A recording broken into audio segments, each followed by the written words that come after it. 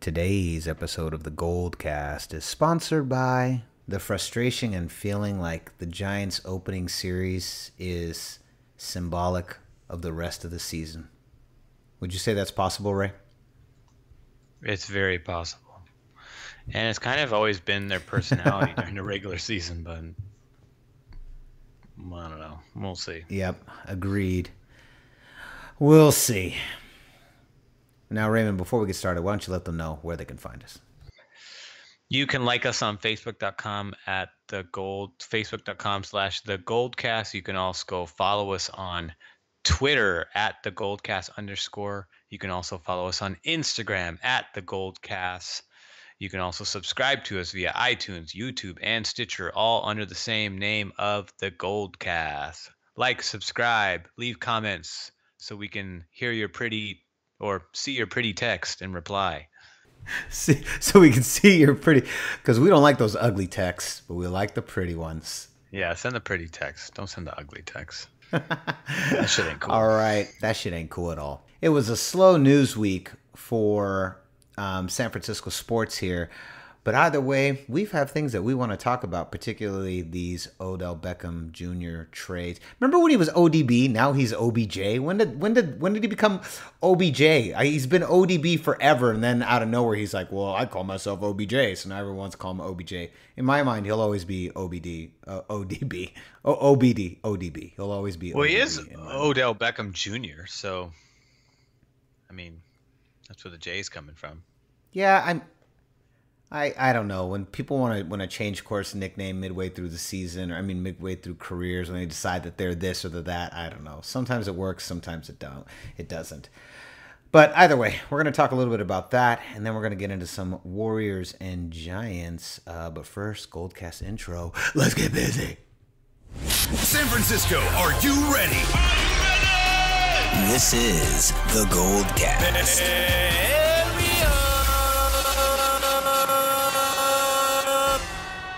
Boom! Welcome to another edition of the GoldCast. We are the voice of the faithful. I'm your host, Rudy Solis III, and with me is my brother, my co-host, Raymond Solis the first, baby. Boom! Boom, boom, boom, boom. All right, Raymond, so ODB is saying that he might get traded to, they were saying he might get traded to the 49ers, but the price is kind of steep.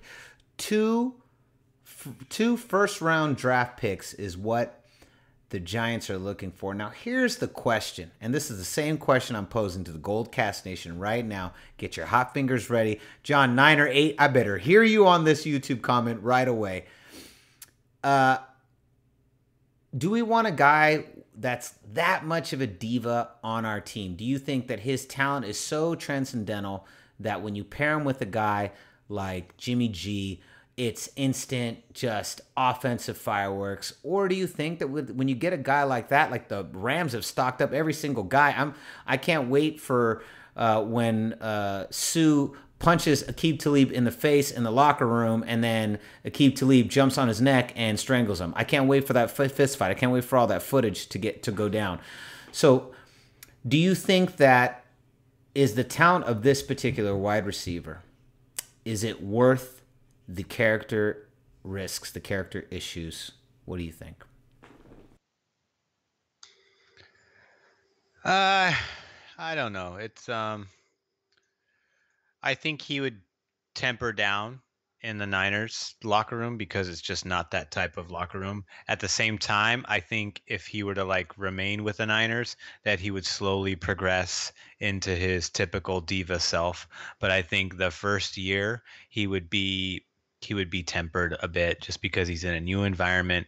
It's a completely different philosophy. There's a different atmosphere, obviously, in the Niners locker room. Kyle Shanahan is not his previous two coaches. John Lynch is not like his previous GM.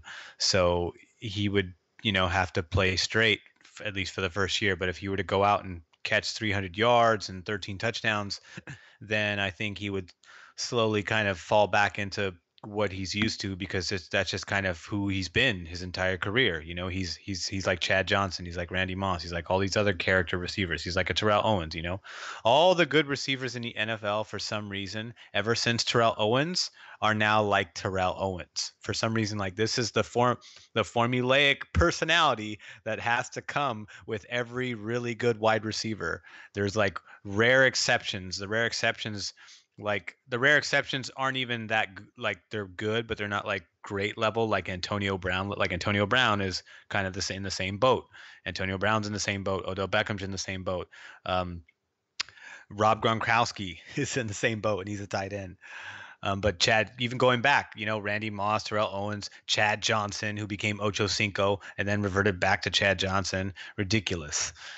So is it worth it? I mean, considering what he puts up in terms of numbers, sure, it's worth it. I don't know if it's worth it right now. I don't think we're in a position to give up 2 first picks right now, because we need those 2 first picks to build up a team that's going to last and compete for a long time, versus trying to do what the Rams. What the Rams are trying to do is they're trying to win now, and it's going to cost them in the future in order to do that. That's the game the Rams are playing, and they're not even being shy about it. They're like, we don't care. We're gonna rent these players out for a year to try to make a run at the Super Bowl, because clearly our defense couldn't even carry us through one round of the playoffs. So we're gonna fix that, and then see if we can go in there and win it all, and then figure out what we're gonna do with the players afterwards, which I don't think is much. You got 1-year rentals, and they don't have the capital space to pay these guys long term. That's true. You're absolutely right. And why is it that wide receivers now, it's like they all behave like Deion Sanders? They're all like, you're right. Like every one of these guys, like you said, I mean, maybe Terrell Owens is probably a better example, because Deion also fell in line, and his training, his level of training is as renowned as his actual talent on the field as well. Even though he also enjoyed the partying a little bit and enjoyed the bottle quite a bit. Yeah, but he backed it up. That part of his career was, as explained in his documentary, I think his football life thing, or I think there was even a separate one before that by NFL Films, where he said that he was like depressed and didn't even particularly enjoy the Super Bowl wins that he had with Dallas, and he was suicidal during that period in his life. And I think his most precious Super Bowl, I believe he said, was with the Niners, because it was his first. It was also statistically one of his best, if not his best season as a cornerback. But I mean, again, the Niners are not a Cowboys type of team where they go out, they party, and they get crazy. That's not how they run. Joe Montana will take you guys all out, will take his offensive line out to dinner. That's how that worked. True, very true. So let me ask you a question. If, let's say the Giants, I don't know, there really doesn't seem like there can come to a contract. It becomes obvious that Mr. ODB/OBJ/ peanut butter jelly, he's not going to be able to come to terms with a contract, is not going to be showing up to training camp this year for the Giants. The Giants side, they do want to trade him, and they're willing to come in at a reasonable price that the 49ers are also willing to match. Would you want him here? How would you feel about that? For the right price, I know half GoldCast Nation is going to say yes. Half the GoldCast Nation is going to be like, oh, of course, yes, we got to get him. What do you think? He's a good player. I mean, who wouldn't want him? He's one of the top 5 wide receivers in the NFL. If you're not picking up someone like him, the only one that comes close to him, who I think is better, is Antonio Brown. And that's who I would want. He's slightly less diva, but not by much. If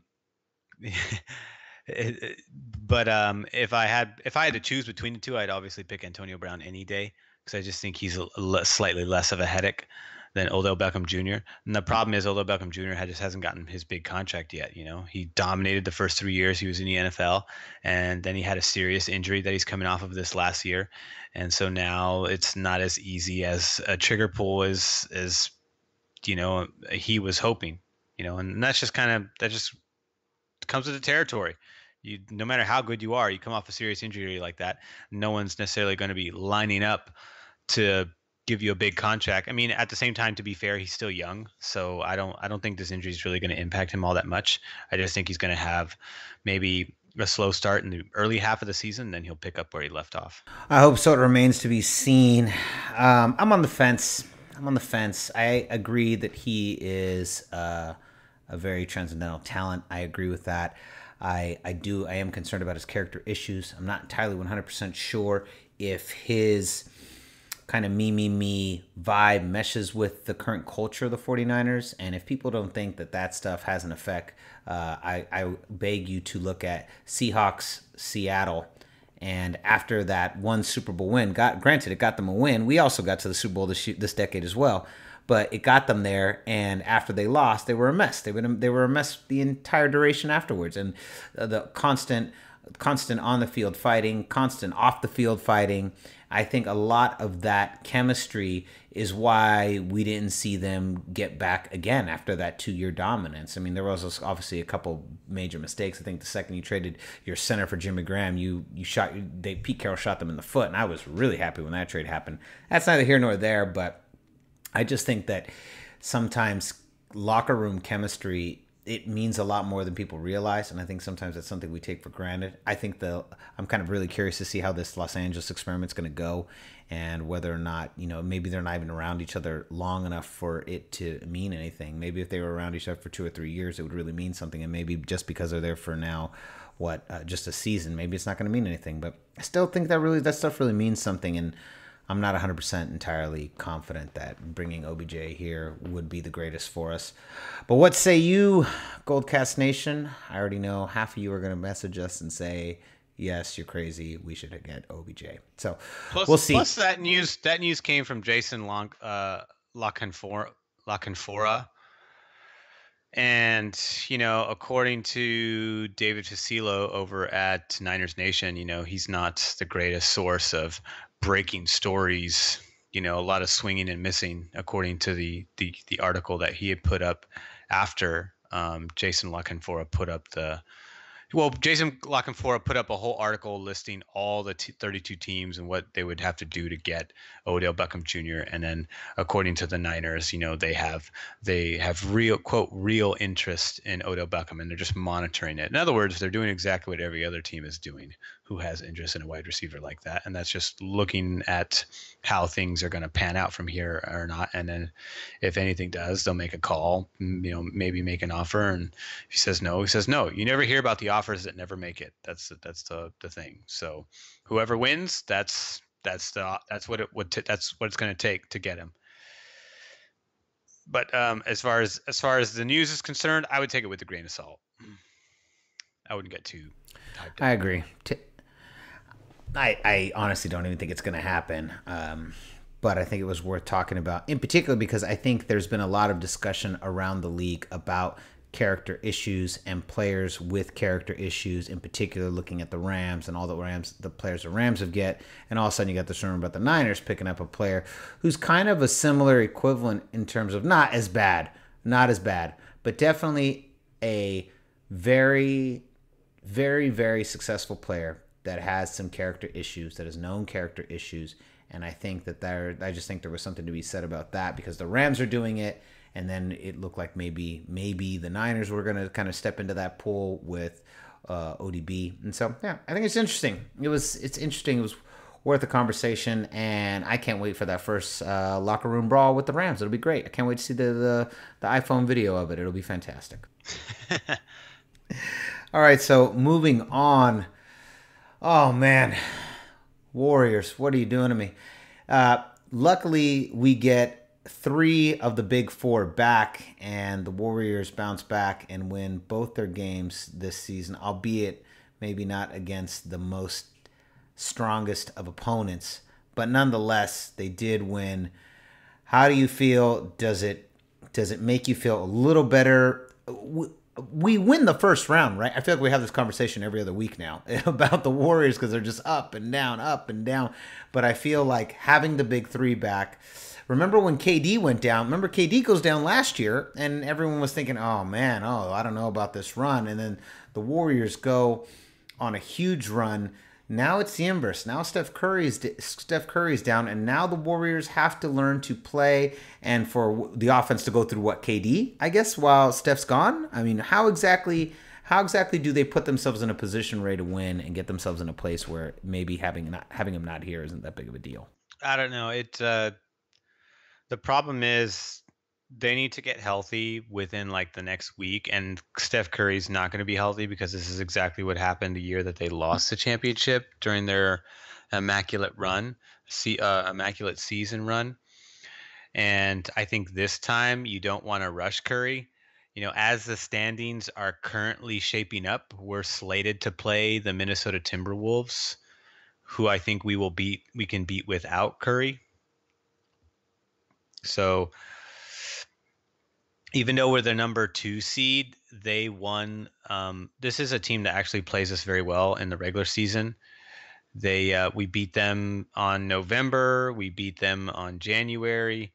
They beat us in March last month, but that was it. So we won the regular season series.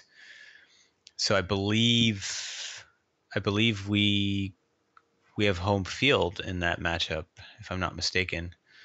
But that's who we play first, and I think you don't force Curry to come back against Minnesota. You get that out right out of the way, because next we'll probably go up against either San Antonio or Oklahoma or Portland and Utah. I'm not sure how that works. I think it'd be the winner of the San Antonio Oklahoma series. We play the winner of that, and then Portland or Utah goes over to Houston, assuming they beat New Orleans. I think you basically, kind of as we were saying before, to answer my own question, I just wanted to hear what you had to say too. I think obviously the offense has a run through KD. I don't think that's something he's incapable of. He's done it many times. I agree. I think while it's a good matchup for us, pretty sure we get through that first round. Now, that is a great question that you posed. Do we have to how long do we keep Curry out, and can we not rush him so that his health, he comes back full throttle, and can we keep him long enough off the court that we feel like we don't need him? Like, for instance, is it possible that we wait till the Western Conference Finals? I mean, do you think Spurs, with the way the Spurs have been playing, the way OKC, right? Is that what you're saying? OKC's been playing. Yeah. I'm not super confident that either of those teams are really that huge of a matchup problem for us in a 7-game series. They're not. I don't know. It depends on his health. If he's ready to go, I would probably want him to come back in the middle of the second round.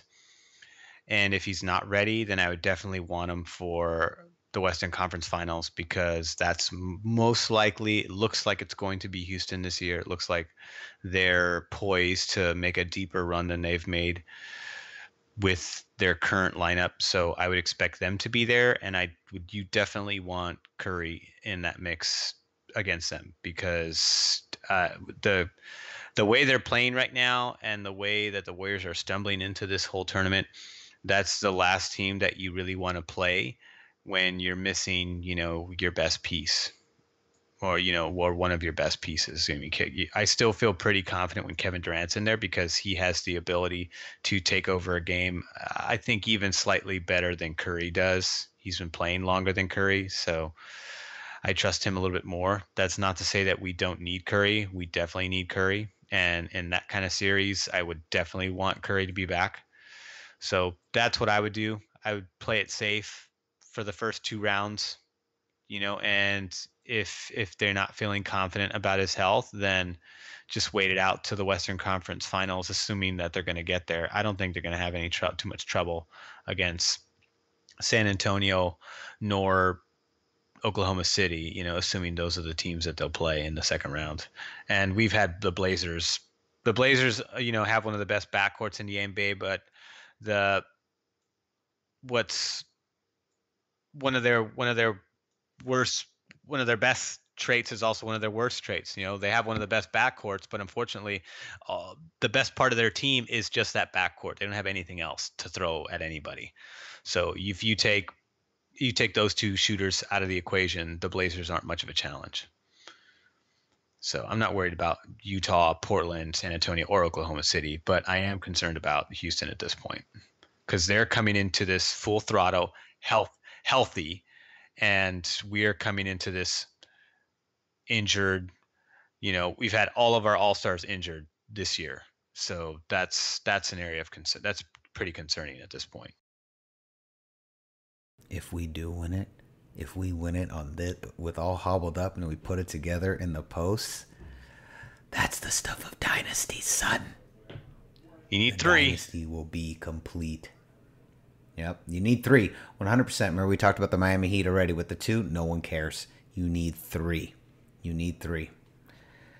All right, Raymond. Moving on, and then we'll wrap it up here. Those pesky Giants, they've scored 2 runs in 4 games. They win 2 games. Panik gets the wonderful record of being the first player with back-to-back homers to win opening day and game 2, and both games 1-0. Back-to-back winning homers in a game where the final score is 1-0. Panik does that. Awesome. And then we just get destroyed. We're talking what are we talking? It was 14 runs in 2 games, 9 runs today, 5 runs yesterday. It's going to be a long season. I know it's early. We've got literally over 155 games. What's the exact number? 158 games left? 4 games down. 158 to go.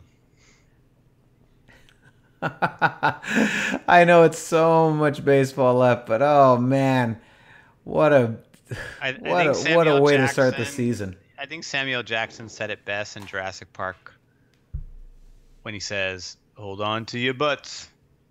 That's exactly what the season's going to be like.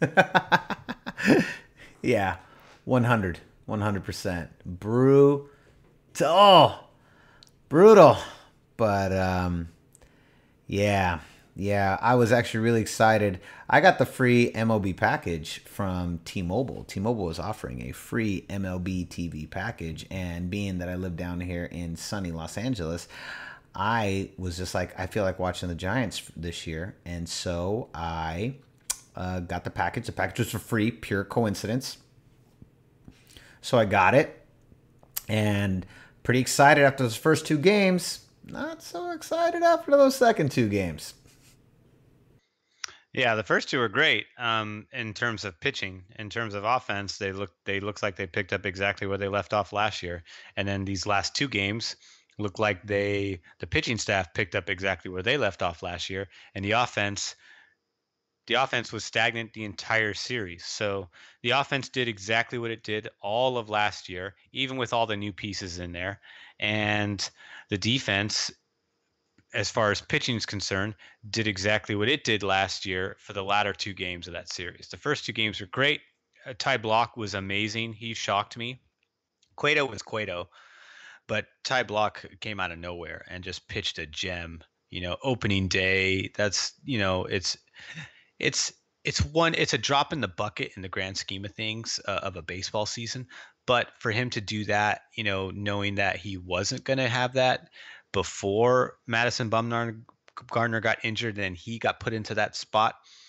So, taking over that spot, it's a big spotlight. It's opening day. It's the first game of the season. Typically that game, the first game of every rotational series typically falls on the shoulders of your best pitcher. So for him to step in that role and pitch the way he did against a really good team that was just in the World Series, the World Series losers, but the World Series nonetheless, that was really impressive. He caught me by surprise. So I don't expect him to do that every time because he's just not that type of pitcher, but I do expect him to kind of be up and down. Like he's going to have some games like that, and then he's going to have games where he just gets rocked. I think that's just kind of every pitcher in every game. Not everybody is a Clayton Kershaw that, has a 1+ ERA, for the last 5 years. It's hard to do. So, but I'll take it against the Dodgers any day. You're right. Not everyone is a Clayton Kershaw with, a 1 point ERA during the regular season and just chokes away every single postseason every single time. Some are more consistent. Some are more consistent postseason, like a Madison Bumgarner. Yes, who single-handedly takes out a team in the Royals. By himself. Yep, and literally single-handedly wins a World Series, and the Cubs copied it, and they copied it all the way to a World Series for themselves. Yeah, I don't think it's any time to panic. I mean, on the flip side, speaking of Panik, he did great things. I've never been too impressed with Joe Panik in terms of his bat. His glove has obviously always been pretty solid. He's no Brandon Crawford, but he's solid over there. But for him to single-handedly win 2 games in a row, that's awesome. So we started off hot and quickly got reality shoved right back in our face. Hey, guess what? You did not get any pitching during the offseason. You let some of your young guns go who didn't make the team, who obviously weren't pitching well enough to stay on the team. So not only did they have ebbs and flows last year that ended in more downturns than upturns, but it also fed into the offseason, and some of those guys didn't even end up making the team. So, or in the case of someone got released. I forget his name. But anyways, he got released. No big deal. But the point is, we didn't have anybody to fill in. So we're going to have some new faces this year, and we'll see if they can carry the load, especially since the Giants are going with 5 inning starter. Now the starters are supposed to go 5 innings instead of like 6 and 7, because they're trying to preserve arms and lean on the bullpen. But I don't know if that's going to work every time. I just don't see that as a viable option all year long. You're going to you're going to need the pitchers to go deep on a lot of those games. So let me ask you this then. After the season, if it continues to be this way, do we have to start talking about a possible coaching change? I think we can talk about it. I don't think that the front office is going to do anything about it. They're going to look at it because right now, to be honest, I think it's a player issue right now. They just don't. They're not picking good talent. They didn't get arms this offseason. They got bats. They got 2 older bats too. So these aren't even long-term options for us. These are short-term options because we're trying to get back into the mix because the core roster is there. So I think for the most part they're there and they're capable, but you need young, good arms to carry that defense to not only to the postseason to get you into the tournament, but also take you deep into the tournament because that's what's going to do it. It's not the bat. The time, all you need is 1 run to win a game, but you need pitching to just keep that other team off the board. So pitching is what wins championships, not a home run. The home run just looks more glamorous. Yep. No, you're right. You're absolutely right. Well, we'll see. It's going to be an interesting season or a very rough season. We'll find out pretty quickly here. Oh, Madison Bumgarner, why'd you get hurt? Anyways, Raymond, before we leave, why don't you let them know? Oh, by the way, we're actually, you guys aren't going to see it, but we're testing the visual audio today. I wanted to say I really like your Dub City Warrior shirt. I thought that was pretty badass. Thank you. I like your coincidental Warrior shirt. That also happens to be the same blue as me, your Wu-Tang Warrior shirt. It's awesome. Yeah, so we are testing. Thank you. We are testing. I know we didn't even. Right now, we have cameras up. There's a green screen sitting behind me that you guys won't see, but I will verbally tell you that I've got a green screen going up. I have OBS Studios that I'm working on, so we have the software, everything put up today. We're just going through troubleshooting and testing right now to make sure that when we do go live with it, that it's a good feed, so that when we do publish it, that you guys like what you see. Yes, but you will never see the video of this particular episode.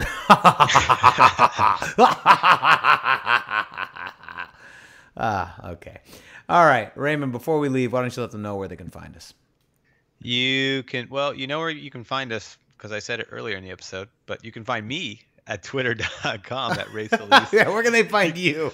You can also find me on Instagram at Ray Solis1. You can find me on Twitter and Instagram at on Instagram at Rudy Solis 3rd, Rudy Solis 3RD, and Twitter at Instagram at Rudy Solis 3, Twitter at Rudy Solis 3RD. Oh, by the way, last thing. When I was in Miami, I was in Miami this past week, GoldCast Nation, and I saw Cavaliers at Heat. LeBron James is freaking gigantic. Never seen him with my own eyes. I'm sure plenty of people in the GoldCast Nation that are Warriors fans have seen him. I don't see him too often here in Los Angeles. Baddest and best part was that D Wade blocked him twice. Once really early in the game, I think somewhere around the first quarter, and then again somewhere around the fourth quarter. I just loved it that he blocked him so hard, came up from behind, nailed him. He didn't even know. I mean, he couldn't even react. He came like sneaking from behind like a ninja, and it was great to see D Wade still got a little something left after all these years. Nice, that's awesome. That makes the whole trip worth it. Yeah, it was a lot of fun. I would never go willingly see LeBron. 100%. But I would go see him. Yeah, it was great. Somebody. Right? 100%. So concludes another edition of the GoldCast. We are the voice of the Bay. I'm your host, Rudy Solis III, and with me is my brother, my co-host, Raymond Solis first, baby. Boom! We'll see you next time. Saying GoldCast time. Saying GoldCast channel. I keep making faces at my brother. All right, and we out. This is the GoldCast.